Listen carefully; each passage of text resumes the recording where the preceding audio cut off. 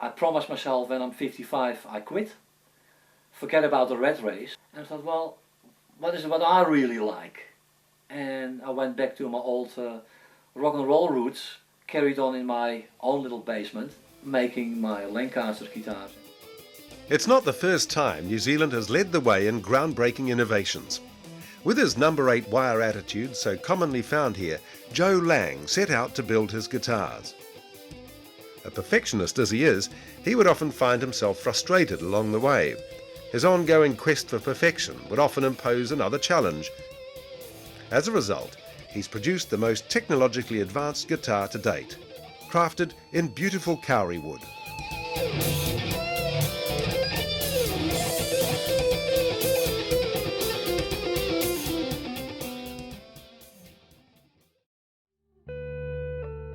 Born in Amsterdam, Holland, Joh developed a keen interest in photography and music.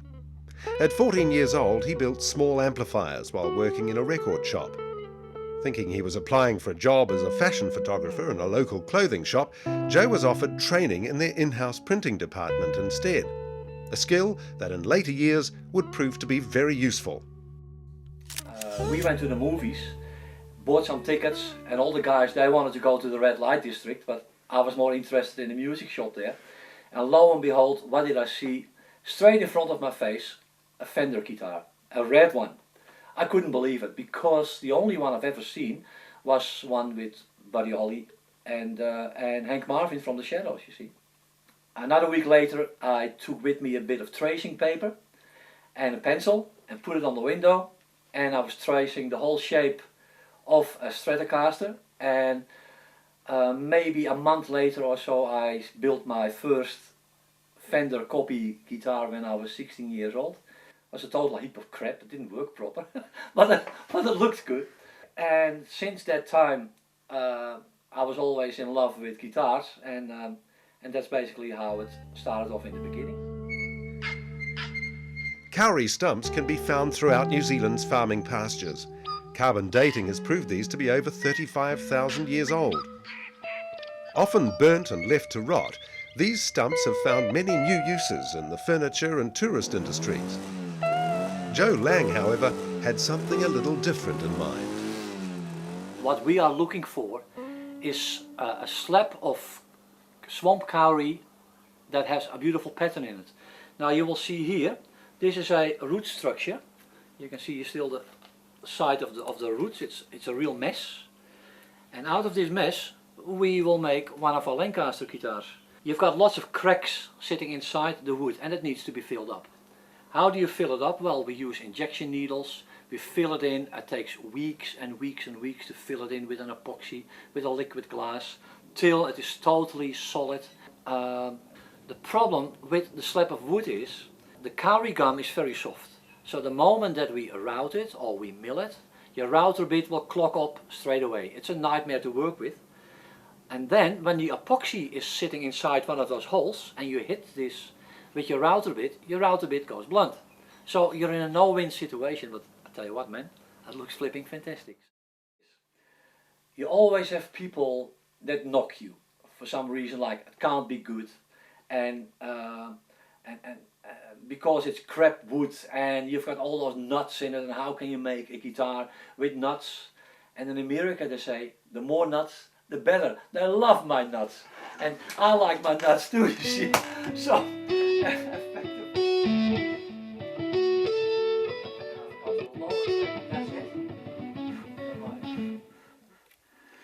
just double checking everything's nice and sweet and tight.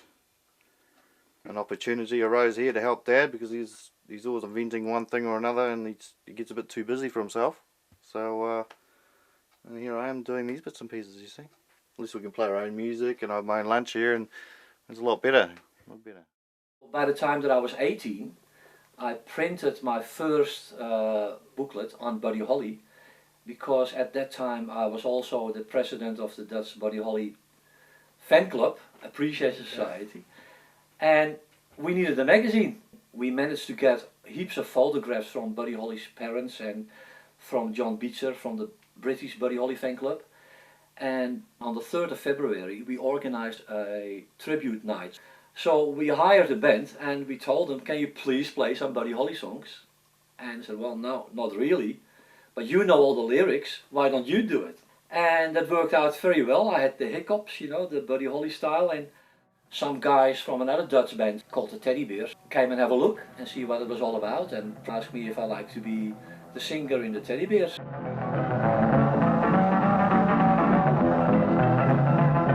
The Teddy Bears weren't the only ones impressed with Joe's Buddy Holly performance. Amongst the audience that night were 3 girls, Louise, Nellie and Yeli. Joe took an immediate interest in Louise and they're still married today. Ali and Rob, the other band members, married the other 2 girls. We had our own cellar in the south of Amsterdam. Every Saturday night and Sunday night we played there. Because we did it so often, you made quite a bit of money, and with that money I was able to buy my first little roll-to-print printing press, you see. That was okay, we did pretty well and we printed more and more, and that grew out till I had 25 people employed. I've got a template here and I will route this on my baby, and I love this machine, man. This thing is probably, I don't know, 80 years old, I have no idea. I bought it for a few $100. I had no idea what it was, but it sounded okay. And now it's the best thing that I ever bought in my life. I use it as a milling machine, as a routing machine, and as a drill. So now, man, I tell you what, for no money in the world, I like to sell this machine. I love it.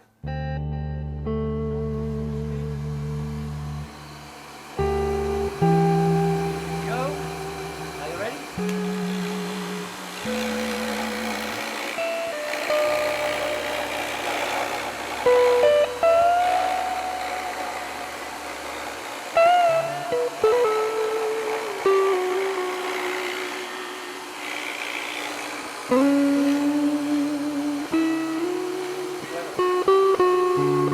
I love this machine, man. 80 years old. Beautiful. Compulsory service in the Dutch Army caused the band to split up, and Joe carried on with another band called the Misfits. However, the long hours in the printing trade started to take its toll. Joe decided to put his music career on hold and focus on his own printing business, a trade which over the years he got to know so well. You have in Holland a ridiculous situation that I was incredibly good with what I was doing, but on paper I was absolutely a nobody. Of course I didn't have a middenstandsdiploma, I only had 25 people employed. I trained every one of them, but I wasn't good enough, so in Holland basically paperwork, paperwork and paperwork, and I thought that's ridiculous. Tired of the ongoing bureaucracy, Joe decided he had had enough. Shortly after selling up, the business he'd so proudly set up mysteriously burnt to the ground. I think by the time that I was 25, I was a millionaire, and by the time that I was 26, I was broke. Yeah, that was all of a sudden all over. But Joe was far from finished. Joe and his family set sail for New Zealand. He published a successful pop magazine called Pop Score, a New Zealand first. I became a rock photographer, you know, I took pictures of, I don't know, Dolly Parton, Peter Frampton, Fleetwood Mac, Rod Stewart, you name it, for my own magazine. A big photographic studio in Auckland City was next. But despite his success, his real ambition was to complete something he'd started a long time ago. Because of John Britton, I started picking up my own old hobby again. He was an incredible inspiration, you know. He built his motorbike in his garden shed and broke the world record, you know. Absolutely fantastic. It was so incredible fast, he couldn't drive it himself. It's like me. I need Jan Ackerman or somebody else famous to play my guitars, because I really need a good guitar player to show what my guitars can do. Off. Okay. So now, let's do it again. Hit it again. Oh, sorry. I should have... Well, after it's been sprayed, it takes a couple of days to dry, And at this stage I check it over and I look for faults or any bubbles or anything like that might show up. And basically what I do then is I sand it down. Once it's been sanded down to a nice dull surface, that can be going to the buffing department, which is right here. Not very far actually. So now this process has to be done at least 5 to 6 times, and well, hopefully this one should be alright.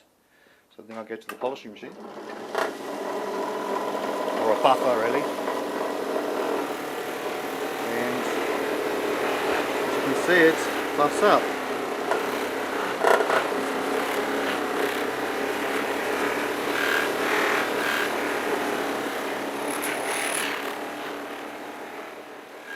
It may look like it's finished, but it's not. You may see little bumps and hairs, and it takes me at least half a day to polish one up.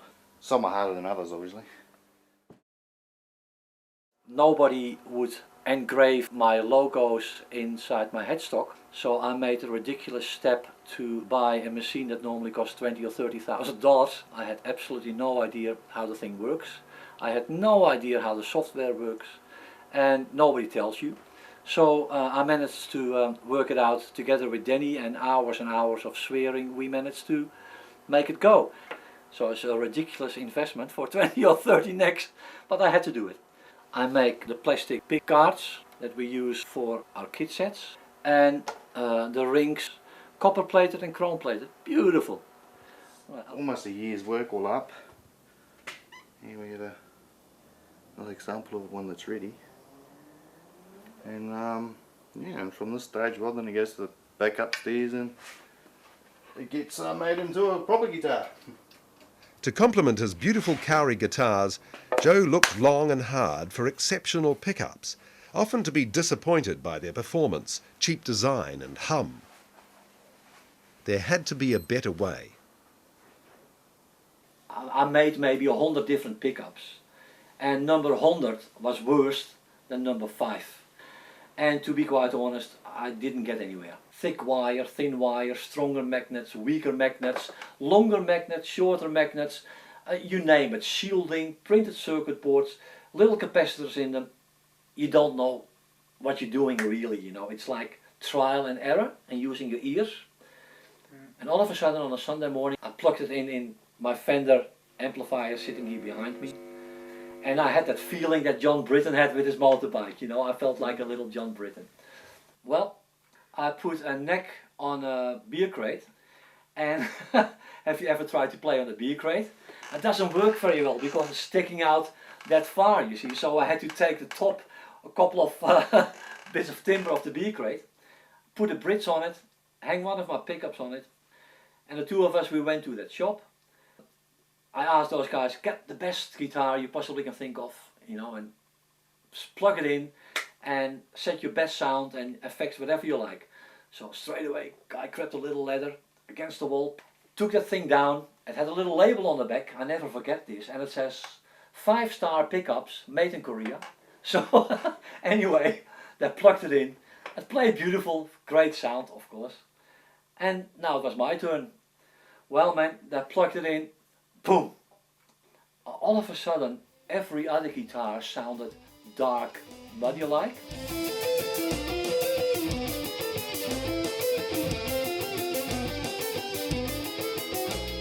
So here, everybody was having a fit, rolling basically in the shop from laughing that there's a beer crate beating the crap out of virtually every guitar. I felt pretty good at that particular moment.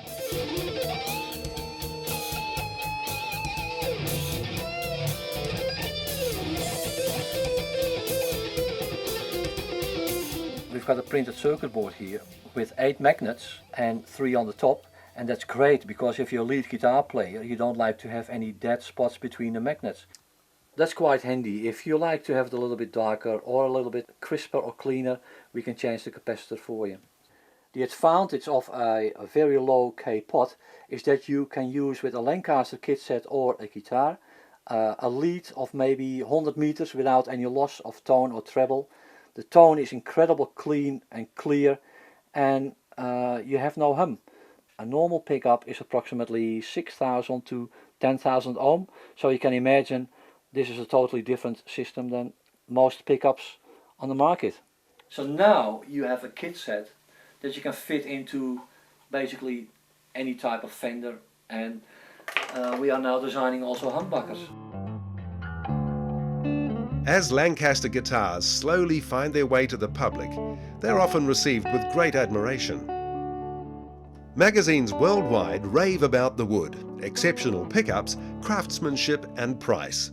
The Germans are so punklich, they knew that the thickness of my neck was at the 12th fret something like 21.4 millimeters. Well, bugger if I know.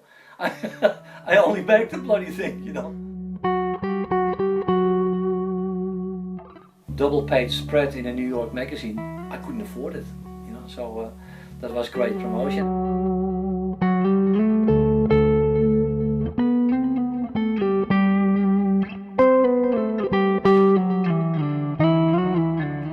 A little while ago I had a phone call from a journalist in Holland and said, well, Joe, Jan Ackerman, you know, ex-Focus, and of course I know Jan Ackerman very well because of Pierre being his drummer and also my old drummer, likes to play on your guitar, doing a tour in Europe with Steve Lukather from Toto, a Jimi Hendrix tribute tour, and he loves to have your guitar.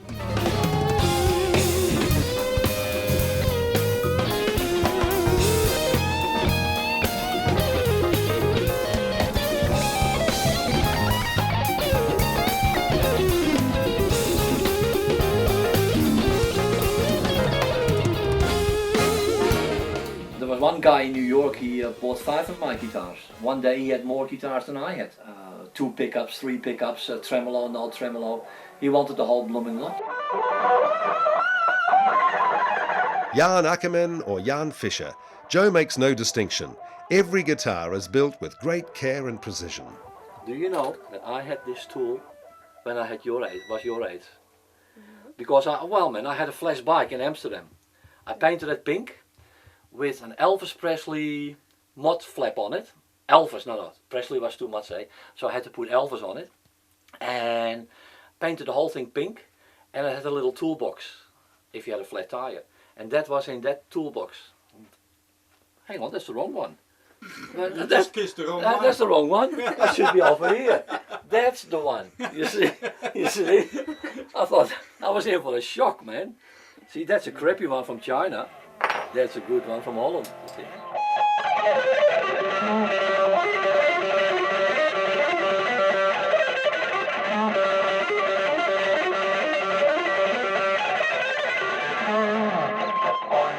Some years ago we developed an FX pedal that you see here. We put our heads together, and thousands of dollars and years later we managed to develop this size into this size. This board has a preamplifier, an overdrive and a digital delay controller, and this board is for the digital delay as well as the chorus. You put them together like so and fit in the back of this guitar here. It was basically also the technology that made it possible to do this, you see, so it is timing.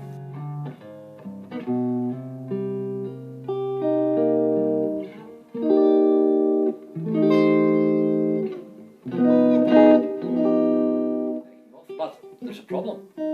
I'm in New Zealand, and how much money can I spend on advertising? So by the time that everybody knows about it, I'm probably dead. So Jimi Hendrix once said, you've got to be dead before they think you're any good. So, you know, I don't have that long to go. and see, maybe one day they discovered that, yeah, it was pretty good. Yeah. While filming this documentary, Joe took delivery of specially designed amplifiers and is experimenting with wireless pickups. I couldn't keep up with him. The problem is if you like to play some distorted guitar stuff, like heavy metal stuff or whatever, you need a bit of overdrive, and you can't do it at home, or you blow up your neighbor's house, you know, it's going to be too loud. So therefore I thought, well, a 5-watt amplifier would be nice, and you can use it in the recording studio.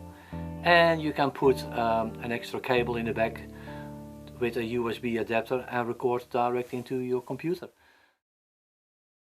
You got to do something. Financially, the amount of time and hours that I spend on doing it, it's not even worth looking into it, you know. It's, forget about it. How many guitars can you make with those two hands, you know? So the pickups in the future, if I make it that long, maybe will compensate, because you can reach out to a bigger world, a bigger audience. Because if you only make 100 guitars, there are only 100 people with 100 guitars. But there are 50,000 or 50 million people with fenders that I can improve with my kit set, you see.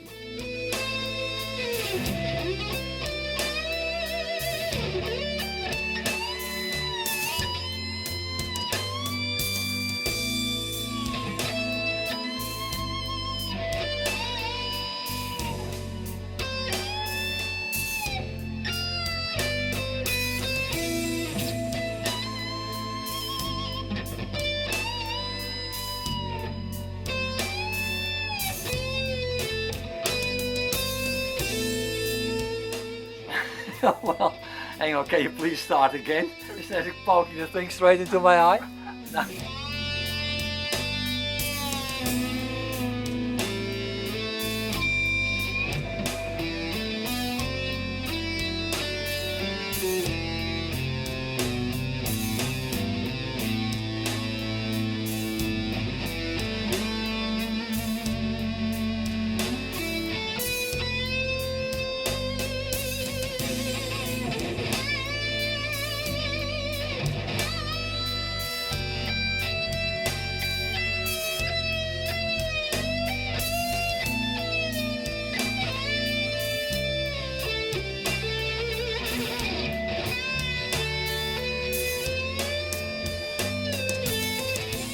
Good value for money, everybody's